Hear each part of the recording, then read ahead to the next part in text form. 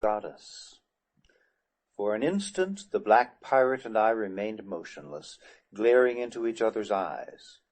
Then a grim smile curled the handsome lips above me, as an ebony hand came slowly in sight from above the edge of the deck, and the cold, hollow eye of a revolver sought the center of my forehead. Simultaneously my free hand shot out for the black throat, just within reach, and the ebony finger tightened on the trigger. The pirate's hissing, "Die, cursed Thurn," was half choked in his windpipe by my clutching fingers. The hammer fell with a futile click upon an empty chamber. Before he could fire again, I had pulled him so far over the edge of the deck that he was forced to drop his firearm and clutch the rail with both hands. My grasp upon his throat effectually prevented any outcry, and so we struggled in grim silence, he to tear away from my hold, I to drag him over to his death. His face was taking on a livid hue, his eyes were bulging from their sockets. It was evident to him that he soon must die unless he tore loose from the steel fingers that were choking the life from him.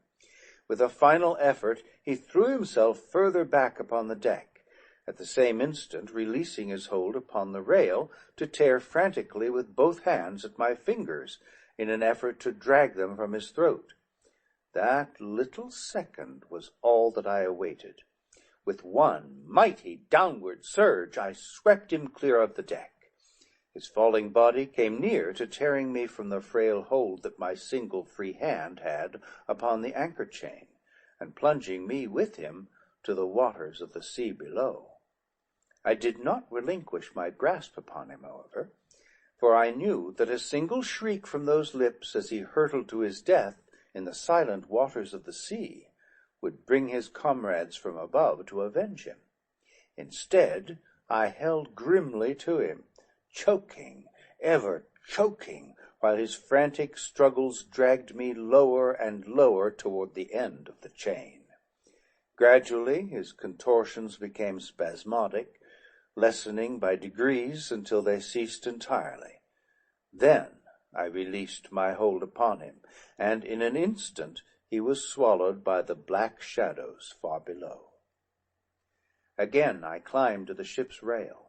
This time I succeeded in raising my eyes to the level of the deck, where I could take a careful survey of the conditions immediately confronting me.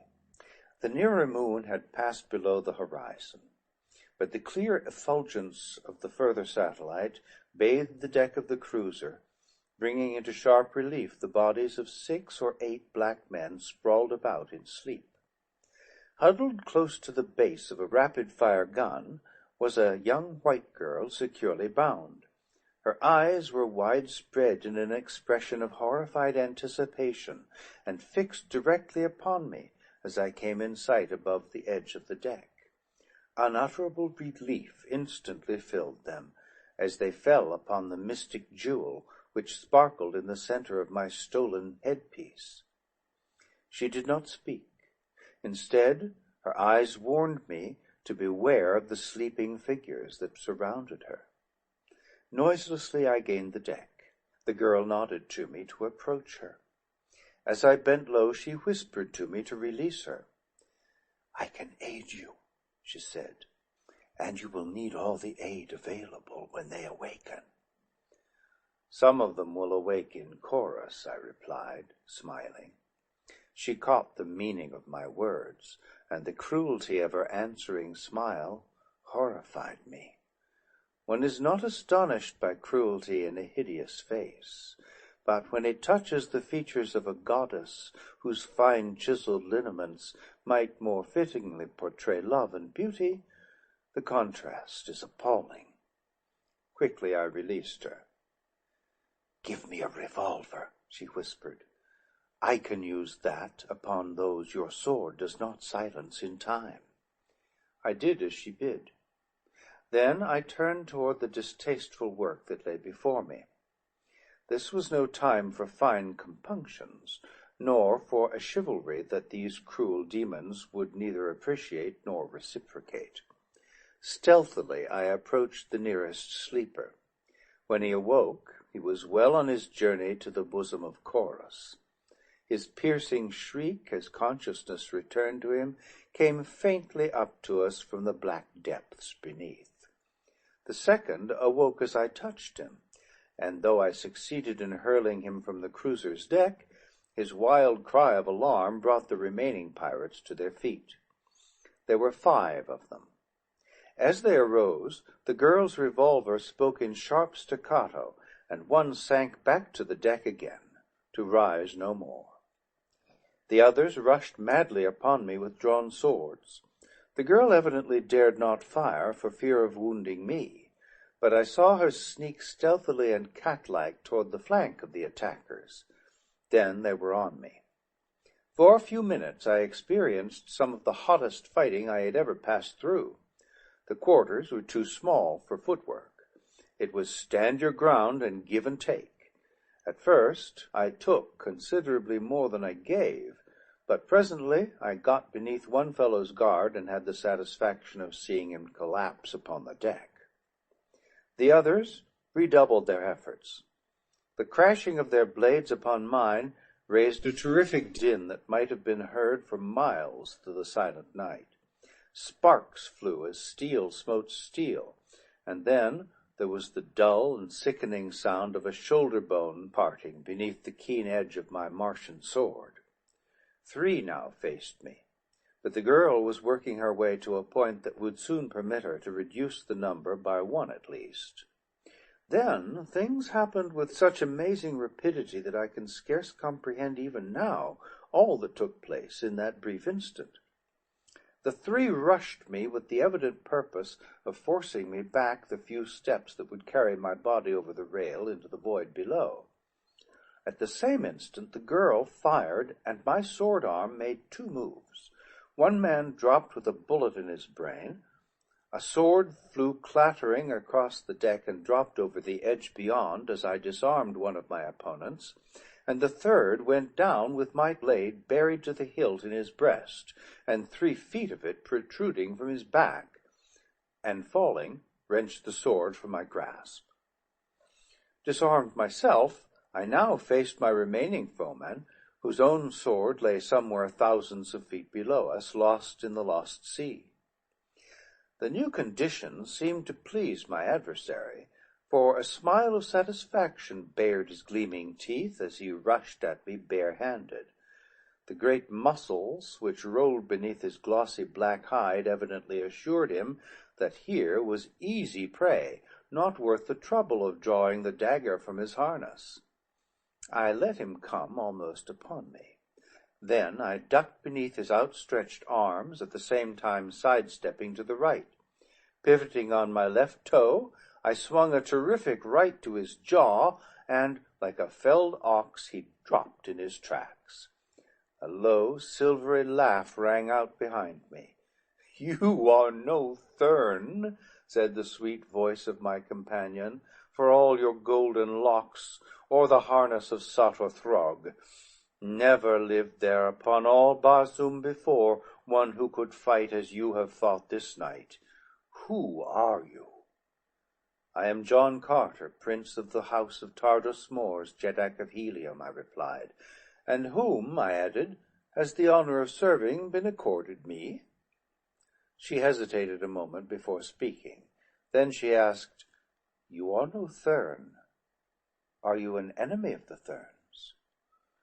"I have been in the territory of the Thurns for a day and a half. During that entire time my life has been in constant danger.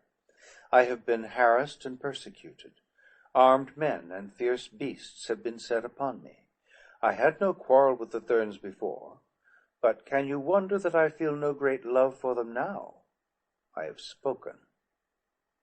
She looked at me intently for several minutes before she replied. It was as though she were attempting to read my inmost soul, to judge my character and my standards of chivalry in that long-drawn, searching gaze. Apparently the inventory satisfied her. "I am Fedor, daughter of Matai Shang, holy Hecador of the holy Therns, father of Therns, master of life and death upon Barsoom, brother of Isis, prince of life eternal. At that moment I noticed that the black I had dropped with my fist was commencing to show signs of returning consciousness. I sprang to his side. Stripping his harness from him, I securely bound his hands behind his back, and, after similarly fastening his feet, tied him to a heavy gun carriage. "Why not the simpler way?" asked Fedor. "I do not understand. What simpler way?" I replied. With a slight shrug of her lovely shoulders, she made a gesture with her hands, personating the casting of something over the craft's side. "I am no murderer," I said. "I kill in self-defense only." She looked at me narrowly. Then she puckered those divine brows of hers and shook her head. She could not comprehend. Well, neither had my own Dejathoras been able to understand what to her had seemed a foolish and dangerous policy toward enemies. Upon Barsoom, quarter is neither asked nor given, and each dead man means so much more of the waning resources of this dying planet to be divided amongst those who survive. But there seemed a subtle difference here between the manner in which this girl contemplated the dispatching of an enemy, and the tender-hearted regret of my own princess for the stern necessity which demanded it. I think that Fedor regretted the thrill that the spectacle would have afforded her, rather than the fact that my decision left another enemy alive to threaten us. The man had now regained full possession of his faculties, and was regarding us intently from where he lay bound upon the deck. He was a handsome fellow, clean-limbed and powerful, with an intelligent face and features of such exquisite chiseling that Adonis himself might have envied him. The vessel, unguided, had been moving slowly across the valley, but now I thought it time to take the helm and direct her course. Only in a very general way could I guess the location of the valley door. That it was far south of the equator was evident from the constellations, but I was not sufficiently a Martian astronomer to come much closer than a rough guess, without the splendid charts and delicate instruments with which, as an officer of the Heliumite Navy, I had formerly reckoned the positions of the vessels on which I sailed. That a northerly course would quickest lead me toward the more settled portions of the planet immediately decided the direction that I should steer. Beneath my hand the cruiser swung gracefully about. Then the button which controlled the repulsive rays sent us soaring far out into space. With speed lever pulled to the last notch, we raced toward the north, as we rose ever farther and farther above the terrible valley of death. As we passed at a dizzy height over the narrow domains of the Therns, the flash of powder far below bore mute witness to the ferocity of the battle that still raged along that cruel frontier. No sound of conflict reached our ears, for in the rarefied atmosphere of our great altitude no sound wave could penetrate. They were dissipated in thin air far below us.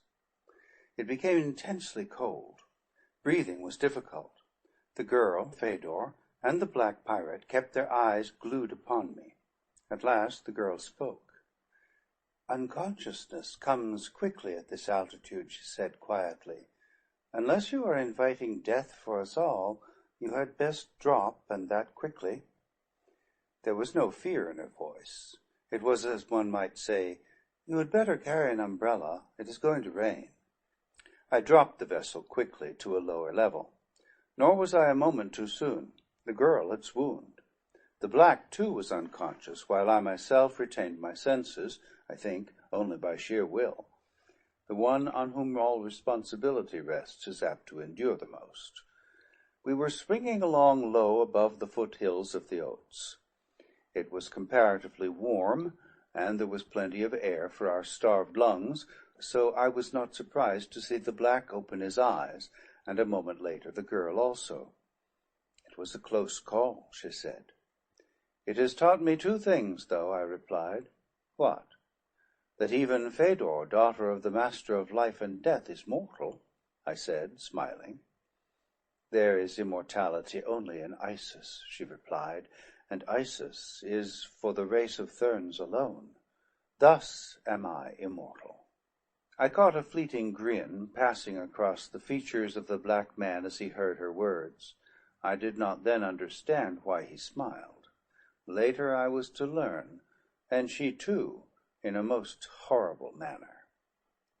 "If the other thing you have just learned," she continued, "has led to as erroneous deductions as the first, you are little richer in knowledge than you were before."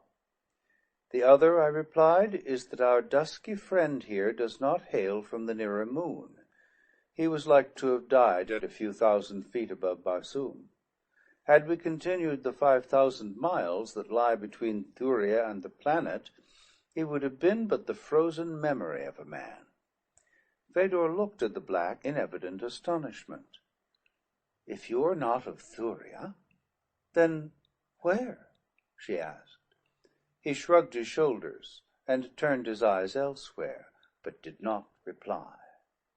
The girl stamped her little foot in a peremptory manner. "The daughter of Matai Shang is not accustomed to having her queries remain unanswered," she said. "One of the lesser breed should feel honored that a member of the holy race that was born to inherit life eternal should deign even to notice him." Again the black smiled that wicked, knowing smile. "Zodar, daughter of the firstborn of Barsoom, is accustomed to give commands, not to receive them," replied the black pirate. Then, turning to me, "What are your intentions concerning me?" "I intend taking you both back to Helium," I said. "No harm will come to you. You will find the red men of Helium a kindly and magnanimous race, but if they listen to me, there will be no more voluntary pilgrimages down the river Ice, and the impossible belief that they have cherished for ages will be shattered into 1,000 pieces." "Are you of Helium?" he asked. "I am a prince of the house of Tardos Mors, Jeddak of Helium," I replied, "but I am not of Barsoom. I am of another world." Zodar looked at me intently for a few moments.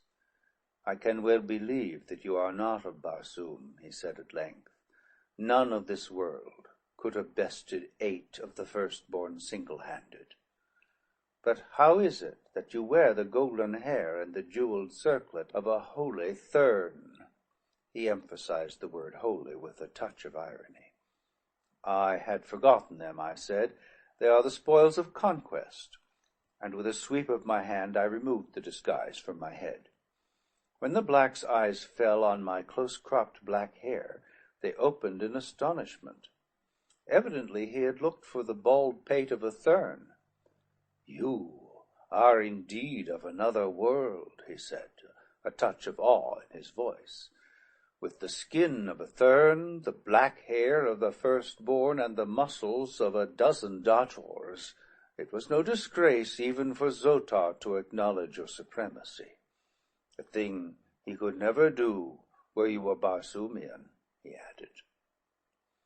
"You are traveling several laps ahead of me, my friend," I interrupted. "I glean that your name is Zodar. But whom, pray, are the firstborn, and what a Dator? And why, if you were conquered by a Barsoomian, could you not acknowledge it?" "The firstborn of Barsoom," he explained, "are the race of black men, of which I am a Dator, or, as the lesser Barsoomians would say, prince. My race is the oldest on the planet. We trace our lineage, unbroken, direct to the tree of life, which flourished in the center of the Valley d'Or 23 million years ago. For countless ages, the fruit of this tree underwent the gradual changes of evolution, passing by degrees from true plant life to a combination of plant and animal. In the first stages, the fruit of the tree possessed only the power of independent muscular action, while the stem remained attached to the parent plant. Later, a brain developed in the fruit, so that, hanging there by their long stems, they thought and moved as individuals. Then, with the development of perceptions, came a comparison of them. Judgments were reached and compared, and thus reason and the power to reason were born upon Barsoom. Ages passed. Many forms of life came and went upon the tree of life, but still all were attached to the parent plant by stems of varying lengths. At length the fruit tree consisted in tiny plant men, such as we now see reproduced in such huge dimensions in the valley door, but still hanging to the limbs and branches of the tree by the stems which grew from the tops of their heads. The buds from which the plant men blossomed resembled large nuts about a foot in diameter, divided by double partition walls into 4 sections. In one section grew the plant man, in another a 16-legged worm, in the third the progenitor of the white ape, and in the fourth the primeval black man of Barsoom. When the bud burst, the plant man remained dangling at the end of his stem, but the 3 other sections fell to the ground, where the efforts of their imprisoned occupants to escape sent them hopping about in all directions. Thus, as time went on, all Barsoom was covered with these imprisoned creatures. For countless ages they lived their long lives within their hard shells, hopping and skipping about the broad planet, falling into rivers, lakes, and seas, to be still further spread about the surface of the new world. Countless billions died before the first black man broke through his prison walls into the light of day. Prompted by curiosity, he broke open other shells, and the peopling of Barsoom commenced. The pure strain of the blood of this first black man has remained untainted by admixture with other creatures in the race of which I am a member. But from the 16-legged worm, the first ape, and renegade black man, has sprung every other form of animal life upon Barsoom. The Therns, and he smiled maliciously as he spoke, are but the result of ages of evolution from the pure white ape of antiquity. They are a lower order still. But there is one race of true and immortal humans upon Barsoom. It is the race of black men. The tree of life is dead, but before it died, the plant men learned to detach themselves from it and roam the face of Barsoom with the other children of the first parent. Now their bisexuality permits them to reproduce themselves after the manner of true plants, but otherwise they have progressed but little in all the ages of their existence. Their actions and movements are largely matters of instinct and not guided to any great extent by reason, since the brain of a plant man is but a trifle larger than the end of your smallest finger. They live upon vegetation and the blood of animals, and their brain is just large enough to direct their movements in the direction of food, and to translate the food sensations which are carried to it from their eyes and ears. They have no sense of self-preservation, and so are entirely without fear in the face of danger. That is why they are such terrible antagonists in combat. I wondered why the black man took such pains to discourse thus at length to enemies upon the genesis of life Barsoomian. It seemed a strangely inopportune moment for a proud member of a proud race to unbend in casual conversation with a captor, especially in view of the fact that the black still lay securely bound upon the deck. It was the faintest straying of his eye beyond me for the barest fraction of a second that explained his motive for thus dragging out my interest in his truly absorbing story. He lay a little forward of where I stood at the levers, and thus he faced the stern of the vessel as he addressed me. It was at the end of his description of the plant man that I caught his eye fixed momentarily upon something behind me. Nor could I be mistaken in the swift gleam of triumph that brightened those dark orbs for an instant. Some time before, I had reduced our speed, for we had left the valley door many miles astern, and I felt comparatively safe. I turned an apprehensive glance behind me, and the sight that I saw froze the newborn hope of freedom that had been springing up within me. A great battleship, forging silent and unlighted through the dark night, loomed close astern. End of chapter 7. Recording by Thomas Copeland.